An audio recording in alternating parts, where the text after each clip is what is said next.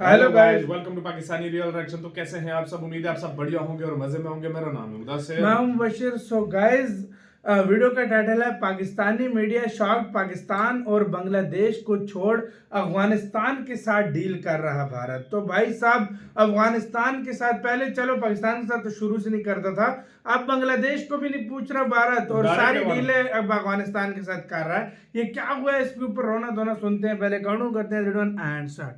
8 महीनों में कोयले का जबरदस्त तरीके से एक्सपोर्ट किया गया है। इसमें तकरीबन कोयला $65 मिलियन तक का एक्सपोर्ट हुआ है और इतनी संख्या में ये जो कोयला एक्सपोर्ट हुआ है उसमें भारत भी वो देश है जिसे अफगानिस्तान से कोयला मिला है। अटकलें हैं कि भारत अफगानिस्तान में वाणिज्यिक दूतावास खोल सकता है। बताया जा रहा है कि ये वाणिज्य दूतावास अफगानिस्तान के कंधार में खुलेगा। अफगानी शहर कंधार से भारत के रिश्ते महाभारत कालीन बताए जाते हैं। ऐसा कहा जाता है, अदरवाइज इंटरनेशनल लेवल पे सब बड़ी जिगरे की बात है कि बांग्लादेश इतना सा मुल्क होके दुनिया की 5वीं बड़ी इकोनॉमी को ललकार रहा है कि भाई हम आपके शहरों पर, आपके इलाकों पर कब्जा कर लेंगे, उनके बॉर्डर पर ड्रोन लगा रहा है। चाइना से मांग रहा है कि भाई हमें फाइटर जेट्स दें, हमने जो है इंडिया के बॉर्डर पर लगाने हैं। प्याज की कीमतों को कंट्रोल करने के लिए सरकार ने अफगानिस्तान से 8000 टन प्याज आयात किया है, जो पाकिस्तान के रास्ते भारत पहुंचेगा। बस इसी खबर से पाकिस्तान के आंसू निकल आए हैं। भारत अफगानिस्तान की व्यापारिक दोस्ती से पाकिस्तान जल रहा है। भारत ने बढ़ते प्याज के दाम को देखते हुए अफगानिस्तान से प्याज आयात किया है। अफगानिस्तान से भारत 8000 टन प्याज आयात कर रहा है, जिसकी लागत करीब 10 करोड़ 67 लाख भारतीय रुपए होगी।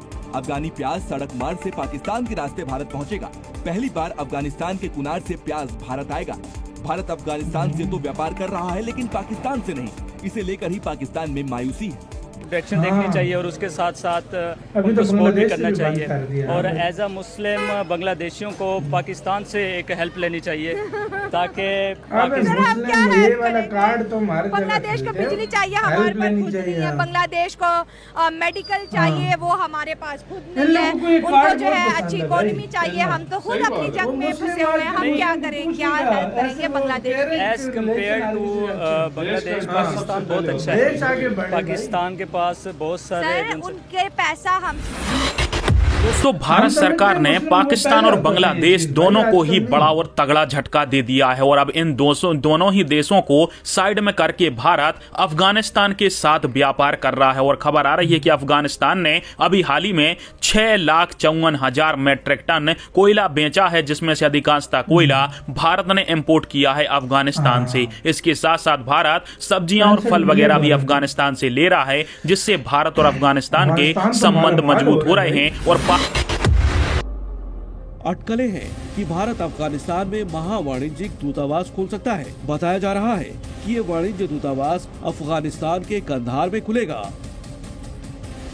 अफगानी शहर कंधार से भारत के रिश्ते महाभारत कालीन बताए जाते हैं। साथ ही 1999 में भारतीय विमान को हाईजैक कर यहीं लाया गया था। अब यहाँ भारत वाणिज्य दूतावास खोलकर एक तीर से कई निशाने करने की तैयारी में है, क्योंकि रणनीतिक तौर पर इस शहर की अहमियत काफी ज्यादा है। पाकिस्तान की सीमा से इस शहर की दूरी 400 किलोमीटर से भी कम है। यहाँ भारत की मौजूदगी की खबर से ही पाकिस्तानी हुक्मरान और सेना परेशान है, क्योंकि ये पाकिस्तान के लिए एक बड़ा झटका है।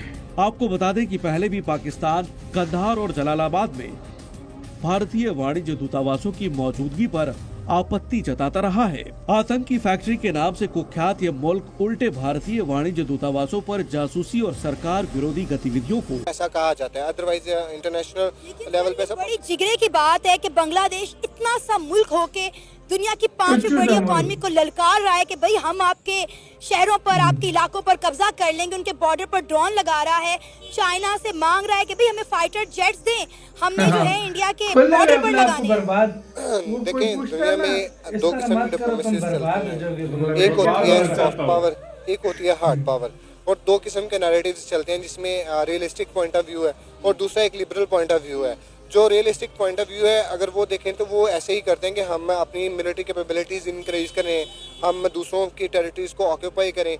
ये था रियलिस्टिक पर्सपेक्टिव, जो कि मतलब वर्ल्ड वार 1 और वर्ल्ड वार 2 से पहले ये डोमिनेंट था कि एक एम्पायर दूसरी एम्पायर की टेरिटरी जो है ऑक्यूपाई कर लेती थी और अपने आप को मिलिटरीली वो ज़्यादा से ज़्यादा इक्विप करती थी।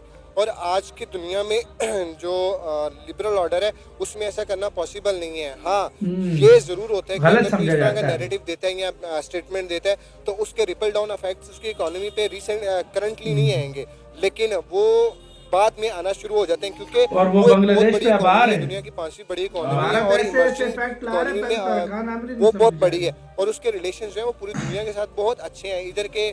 इधर यूएसए और रशिया, इवन कि उन्होंने लास्ट डेज में रशिया से $30 बिलियन की इंडिया ने वो क्रूड ऑयल मंगवाने की डील की है, हालांकि रशिया के ऊपर तो सैंक्शंस हैं। ठीक है, आपको याद होगा कि अमेरिका ने इंडिया को मना भी किया था कि आपने रशिया से क्रूड ऑयल नहीं लेना, लेकिन उन्होंने अमेरिका को शट अप कॉल दे दी थी। उन्होंने कहा था कि हम सॉवरन कंट्री हैं, हमारी अपनी डिप्लोमेसी है, फॉरेन पॉलिसी है, आप हमारी जो हमें डिक्टेट ना करें, हमारे रिलेशंस जहां से हमें फायदा होगा हम डेवलप करेंगे। अब इस वजह से बांग्लादेश पे क्या रिपल डाउन इफेक्ट आएंगे कि वो मल्टीनेशनल जो कंपनीज हैं उनको डिक्टेट करेंगे कि आपने उधर नहीं जाना। होना शुरू हो गया है। इंडिया ने बांग्लादेश की टेक्सटाइल इंडस्ट्री को तबाह करने के लिए 365 डेज का प्लान बना लिया। उन्होंने कहा जी 365 डेज में इसी से दो वीडियो खत्म, एक साल में भाई पूरी खत्म, टेक्सटाइल इकोनॉमी खत्म। अब आते हैं यार इसकी तरफ, देखो भाई बांग्लादेश को कहते हैं मतलब तीसरा कंट्री बोलेगा प्लीज ऐसा मत करो भारत के सामने, वो तुम्हें बर्बाद कर देगा। बांग्लादेश बोलेगा मैं बर्बाद होना चाहता हूँ। सही बैठ रहा है भाई ये बांग्लादेश। सही बात है, ये खुद को बर्बाद कर। और तुम ये देखो कोयला $60 मिलियन का कोयला सिर्फ ले चुका है अफगानिस्तान से, प्याज ले चुका है उधर से और पाकिस्तान के रास्ते से जा रहा है। और पाकिस्तान को जलन किस चीज की है? भाई हमसे ट्रेड ही नहीं हो रहा। हम सूंघ रहे हैं, वो माल जाते हुए सूंघ रहे हैं हम उसको, लेकिन वो हमें मिल नहीं पा रहा। तो भाई इसको कहते हैं भाई नहीं, अफगानिस्तान का प्याज पाकिस्तान में भी आता है, वो बात नहीं है। नहीं, पाकिस्तान की चीज नहीं आती, भारत भी दे रहा है ना, वो पाकिस्तान की चीज नहीं आ रही। वो मैं कह रहा हूँ वो तो आ रही है भारत को, ये भी भारत भी देगा ना। वो चीजें भी तो सोचो ना। ये बात है, ये भाई बहुत बड़ा ये एक तरह से भारत गेम कर रहा है। भारत को प्याज की क्या जरूरत है?